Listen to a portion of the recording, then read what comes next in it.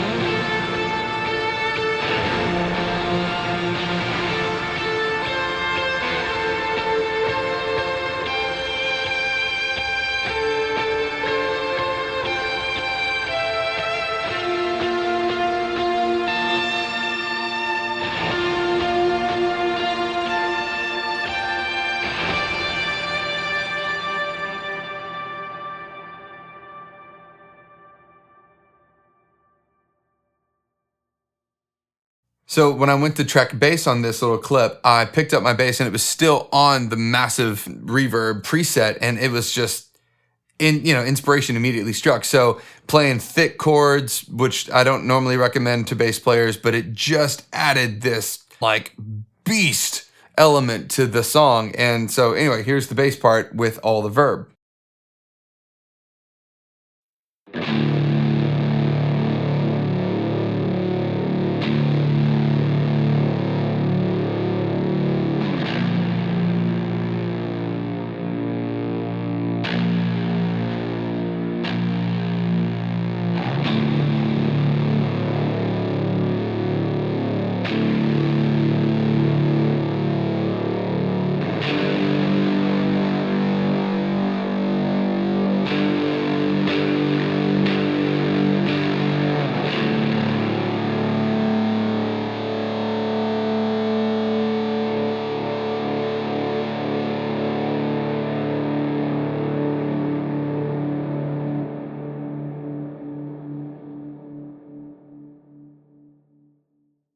Try getting your BigSky to do all that. Just your BigSky.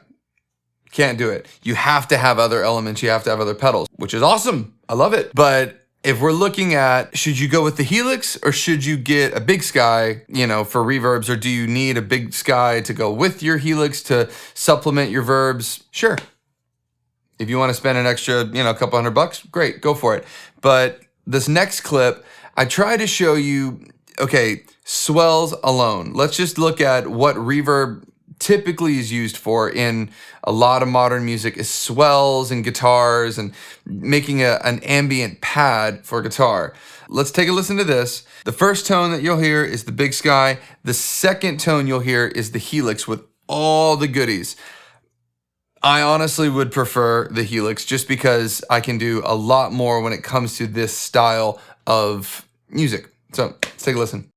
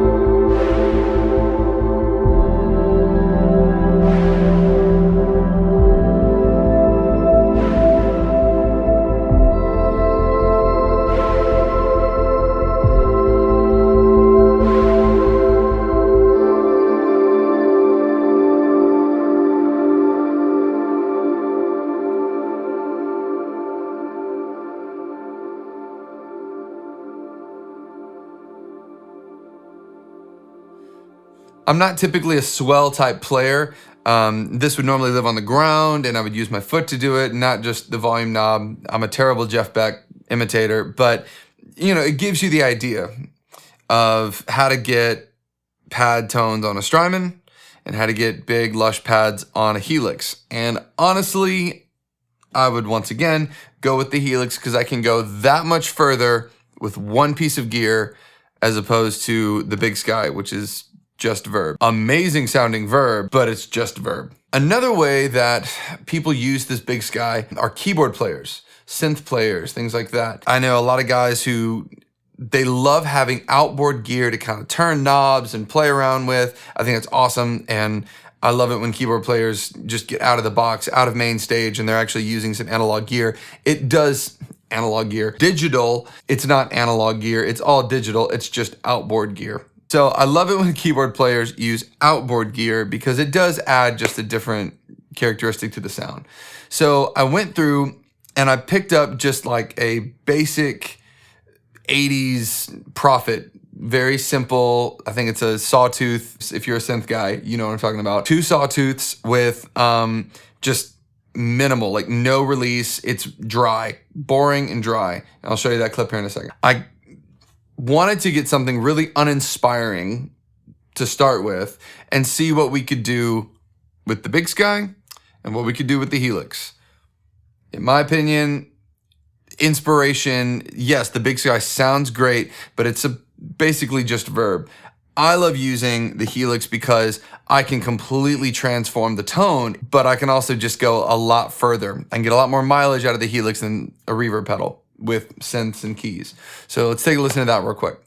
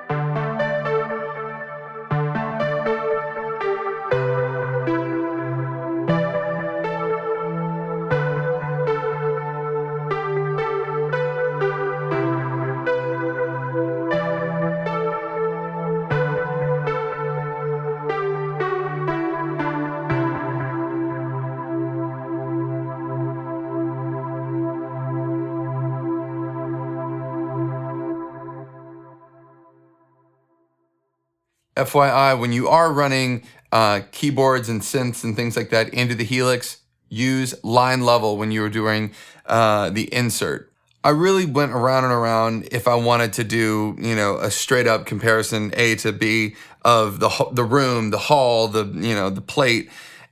There's videos on YouTube that are really well done of that. This, I didn't want to do it. I didn't think I would do anything different from these other great YouTubers and things like that. The guitar that I was using today for everything is the vintage Strat that I've been using, my V100. And the bass is just a made in Mexico Fender Jazz bass. Everything you're hearing is from the Helix, even the bass preset. One thing I will do, each one of the verb pedals that I have in front of me right here, they all do something very specific. Just let's start off with the $80 pedal, $85. I think you can find this on Reverb for under $100. A great little reverb pedal. But this right here, it, you know, mod, church, plate, lo-fi, tile, it all kind of does the area, the room, like a location verb, which is really cool. But one thing that this does is the tone print. When I use this pedal, I use it's a vibrato spring. If you turn the decay all the way down and the tone, you know, about there, and the effects level all the way up, I'm actually not even using it as a verb. I'm treating it almost like a vibrato pedal, like cranked, or almost like a Leslie pedal. So let me show you that real quick.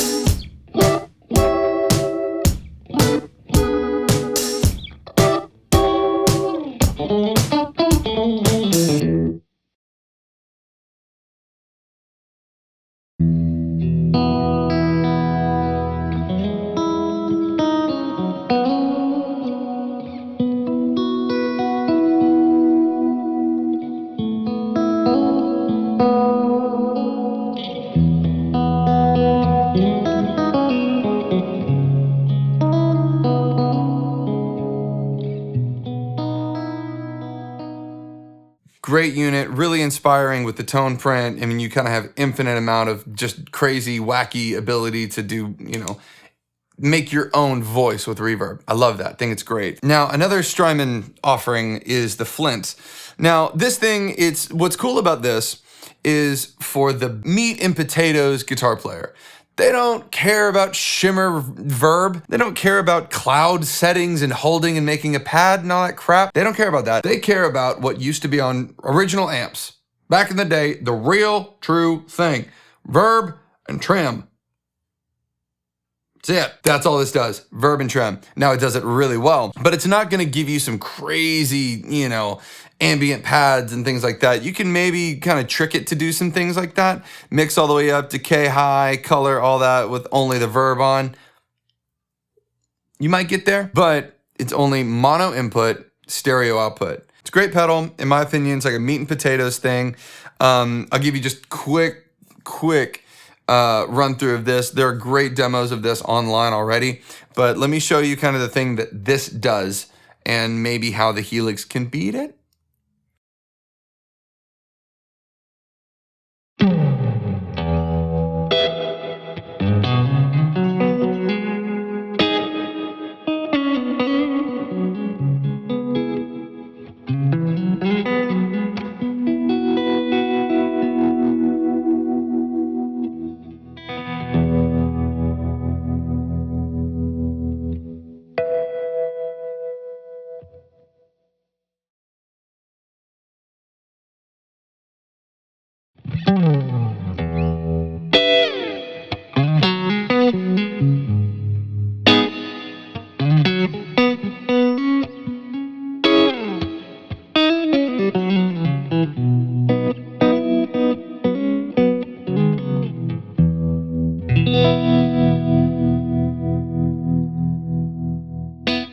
And lastly, all the verb pedals that I have, this one right here, when this hit the market, everyone kind of lost their minds for a second. This was like, you can't make music unless you have a wet pedal. How are you even a guitar player? How are you able to, or can you even be a good ambient worship guitar player if you don't have a wet pedal? So stupid. Yes, you can. This thing, it does some really gorgeous, inspirational sounds. This is currently set up with the shimmer setting in the middle. It's cool because you can have expression systems, and I think you can change, you know, a couple of presets within the pedal, but you have to have an external thing, and it's just another pedal on your board, and it's a pain in the butt to program. It's not intuitive, at least to me, it's not. But when you plug this in, it does one thing, and I love it, and it sounds great. But once again, it does one thing.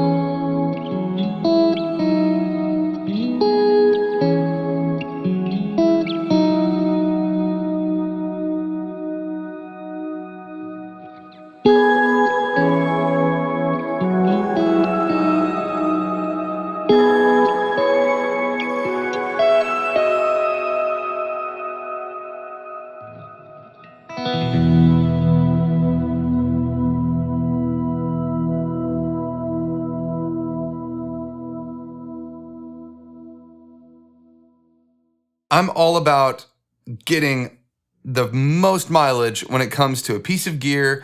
If an artist comes to me and they're like, hey, can you do fill in the blank? I need to be able to say, yeah, I can do that. Sure, I can do that. Never be the guy who has to say, no, I don't have that pedal.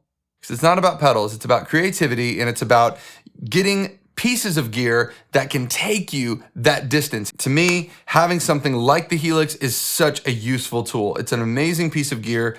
It's one reason why I got it. And there's nothing wrong with adding external pedals around it. My goodness, I'm controlling the BigSky via return jacks and with all the effects loops and stuff. I'm controlling it via pedals. It's great. The pedals that do one thing are cool, but to me, they end up always kind of getting switched out every couple weeks just because I need something else in that spot on my board. And so that's why guys kind of go to pedals like the BigSky, the Timeline, and the Mobius. They get like the three, you know, the holy trinity of pedals. And people get H9s, they get two H9s, they'll get Helix Stomp. you know, the HX Stomp or the HX Effects. Back in the day, they would have like the old M9 pedals, because it just was this all-in-one thing.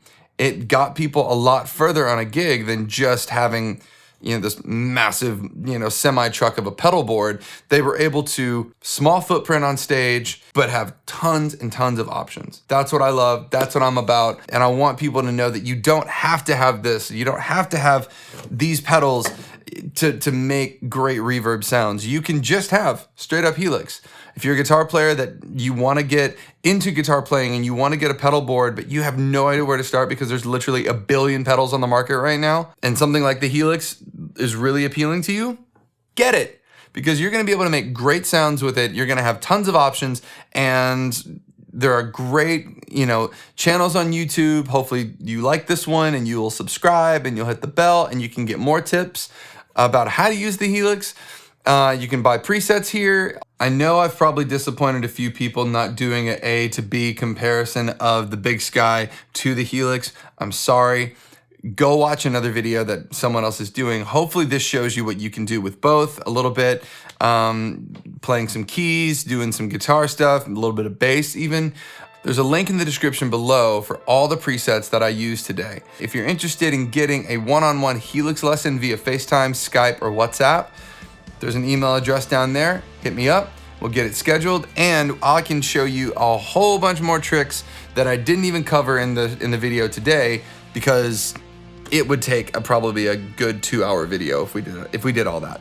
Guys, thanks so much again for watching. Hit subscribe, hit the bell, click the links in the descriptions, hit me up for lessons, all that stuff, and I will see you guys next time. Later.